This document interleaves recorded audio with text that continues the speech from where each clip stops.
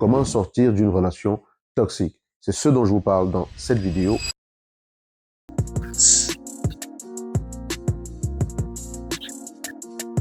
Bienvenue les amis, j'espère que vous êtes en pleine forme. J'espère que vous allez bien, je suis ravi de vous retrouver comme d'habitude. Je suis Yannick TM, semeur de pépites et de grains de conscience. Ça veut dire qu'ici, je ne vous dis pas la vérité absolue, je ne la connais pas. Je vous sème simplement des graines et j'espère que vous allez trouver celles qui vous parlent, que vous allez pouvoir les faire fructifier dans vos vies et que vous allez avoir la vie à laquelle vous aspirez. Tous les dimanches à 19h, heure de Paris, nous nous retrouvons ici même en direct pour échanger ensemble.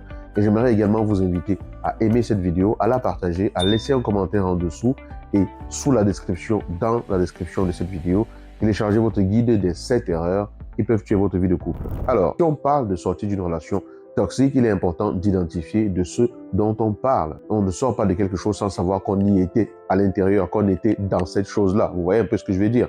Si on veut sortir de la boue, il faut bien se rendre compte qu'on est dans de la boue. Qu'est-ce qu'une relation toxique? J'en ai parlé dans une vidéo précédente que je vous invite à aller regarder quelque part ici ou là, je ne sais pas trop où est-ce que vous allez la voir, mais allez cliquer dessus. Alors, comment est-ce qu'on sort d'une relation toxique? Il est vraiment important de comprendre que si je n'identifie pas que je suis en train de vivre dans une relation toxique, je ne vais pas pouvoir en sortir ou me poser la question d'en sortir. Donc, étape numéro 1, prendre conscience du fait que je suis dans une relation toxique. Ça veut dire qu'il est important que je me rende compte que ma relation est censée m'apporter un certain bien-être et non me rendre malheureux ou malheureuse tout le temps. Lorsqu'on est dans une relation dans laquelle on est rabaissé, on est diminué, on est insulté par l'autre, lorsqu'on est torturé émotionnellement, psychiquement et parfois même physiquement, lorsqu'on est plus souvent malheureux qu'heureux, lorsqu'on nous rabaisse constamment et quand on pense à cette relation, on est triste. Quand on pense à cette relation, on rêve du début où tout avait l'air si joyeux, où l'autre avait l'air si parfait, si voilà, présent, si prévenant ou prévenante et tout. Lorsqu'on est dans une situation comme celle-là, il est très probable qu'on soit dans une relation toxique. Une fois que vous vous êtes rendu compte de cela et que vous décidez d'en sortir, il est également important de comprendre que ce n'est pas toujours facile pour les personnes qui veulent sortir d'une relation toxique, de sortir d'une relation toxique. Pourquoi?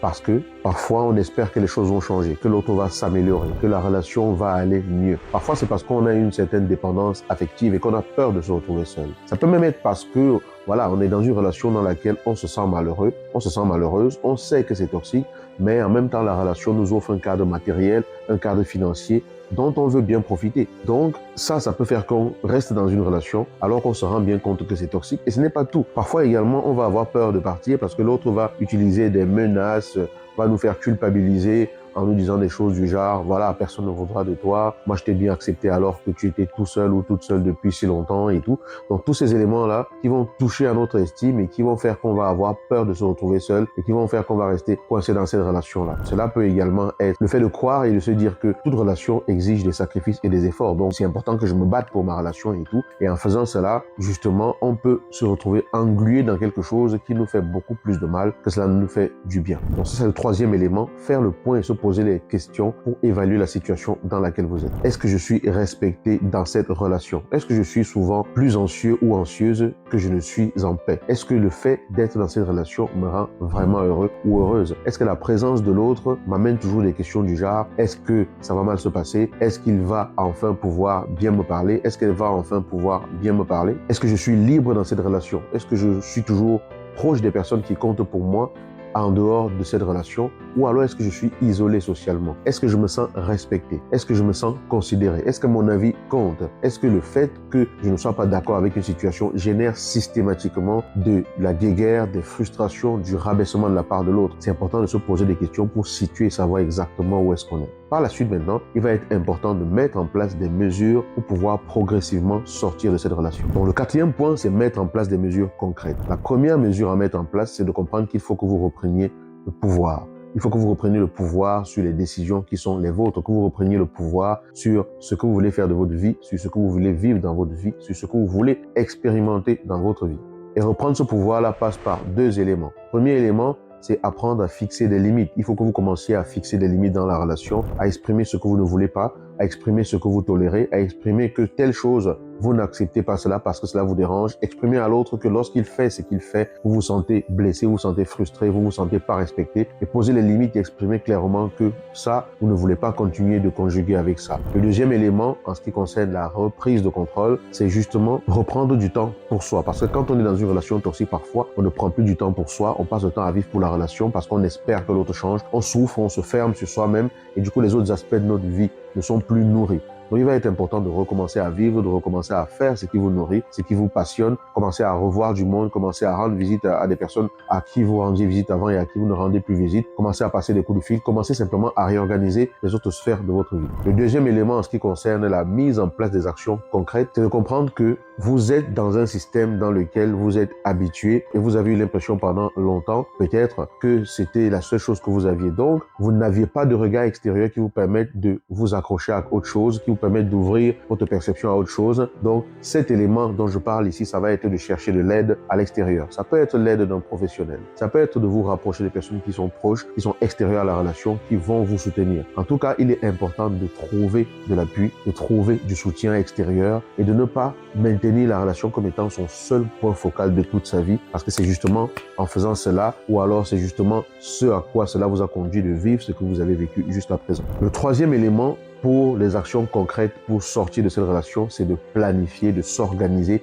pour pouvoir sortir. Et on planifie sur 3 éléments différents. Préparation émotionnelle, pourquoi? Parce que sortir d'une relation toxique, cela n'est pas forcément facile parce que vous êtes habitué à vivre cela. Votre cerveau est habitué à vivre cela. Et nous n'aimons pas trop souvent le changement. Parfois, on préfère vivre dans quelque chose que l'on connaît que d'en partir. Donc, il est important que vous compreniez que à cause de la culpabilité, à cause du fait de vous dire mais oui, de trouver des explications et tout, vous pouvez avoir tendance à rester. Vous pouvez même avoir tendance à vouloir revenir. Il faut donc que vous vous souveniez vraiment de la raison pour laquelle vous êtes en train de vous préparer à partir, parce que ce sont ces raisons-là qui vous permettront de vous souvenir de pourquoi est-ce que vous êtes parti. Lorsque quand vous serez parti, vous aurez peut-être un peu de culpabilité ou un peu d'envie de revenir. Le deuxième type de préparation, c'est une préparation matérielle, une préparation pratique. Parce que si vous vivez avec une personne, il faut que vous vous organisiez de comment est-ce que vous allez pouvoir gérer votre vie financièrement, comment est-ce que logistiquement, c'est-à-dire l'appartement, la voiture, ce que vous partagez ensemble au quotidien et tout, comment est-ce que vous allez pouvoir commencer à fonctionner tout seul ou toute seule lorsque vous serez sorti de cette relation. Donc, il s'agit de se préparer déjà, de commencer à entrevoir les choses, de voir vraiment comment est-ce que vous allez procéder lorsque vous allez pouvoir sortir de cette relation. Et la troisième préparation, c'est simplement la préparation à obtenir du soutien lors de cette sortie de relation. Ça veut dire en fait que ne vous levez pas comme ça tout seul ou toute seule et dites bon, je sors et tout. Vous pouvez le faire, mais c'est important d'avoir le soutien de ses amis, d'avoir le soutien de sa famille, d'en parler à ses proches et de leur exprimer que là, je suis en train de sortir de cette relation. J'ai vraiment besoin que vous me souteniez. J'ai besoin que vous me secouez comme ça pour me dire mais attends, qu'est-ce que tu es en train de vouloir faire lorsque je vais me sentir tellement coupable que je vais avoir envie de rentrer, ou lorsque je vais me sentir tellement seul que je vais avoir envie de rentrer. Mais quoi qu'il en soit, même si les personnes autour de vous le font, et que vous décidez de rentrer dans cette relation, ce sera toujours votre choix. Personne ne pourra vous obliger à rester hors de cette relation si vous décidez d'y rentrer par vous-même. Donc, dans tous les cas, quel que soit le type de soutien que vous allez avoir et tout, comprenez que votre détermination et le fait de vous souvenir de toute la souffrance que vous avez vécue est vraiment important pour que vous puissiez maintenir le cap de ce que vous voulez vivre en vous éloignant de ce que vous ne voulez plus du tout vivre. Le quatrième élément à mettre en place de façon pratique, c'est tout simplement de couper la communication. Parce que quand vous sortez d'une relation, vous quittez un environnement. Et il est important lorsqu'on veut transformer les choses dans sa vie et qu'on considère que, qu'on réalise que l'environnement dans lequel on était, c'était un environnement qui n'était pas propice pour vivre ce qu'on aspire à vivre. Sortir de cet environnement, c'est le premier pas pour pouvoir s'éloigner de cela. Donc, garder la communication avec cette personne, c'est se maintenir quelque part dans le même environnement. Physiquement, vous n'y êtes plus,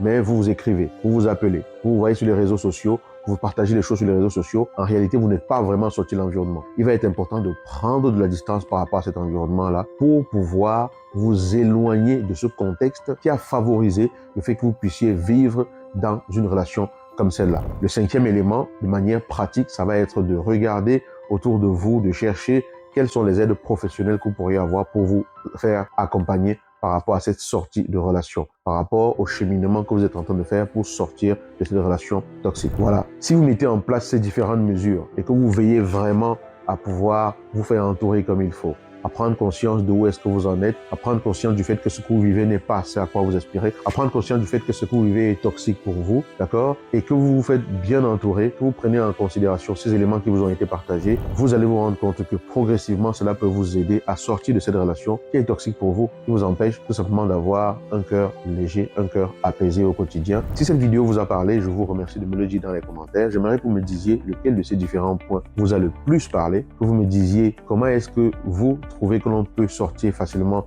ou alors que l'on peut sortir simplement d'une relation toxique. Connaissez-vous des personnes qui ont vécu des relations toxiques autour de vous? Comment est-ce que cela s'est passé pour elles? Avez-vous vous-même vécu une relation toxique? Comment est-ce que cela s'est passé pour vous? Comment est-ce que vous avez fait pour partir? Y êtes-vous toujours? En tout cas, dites-moi tout ce que vous avez envie de me dire. Je vous lirai dans les commentaires et je me ferai un plaisir de vous répondre. Je vous dis à dimanche, 19h, heure de Paris, pour notre direct. À bientôt.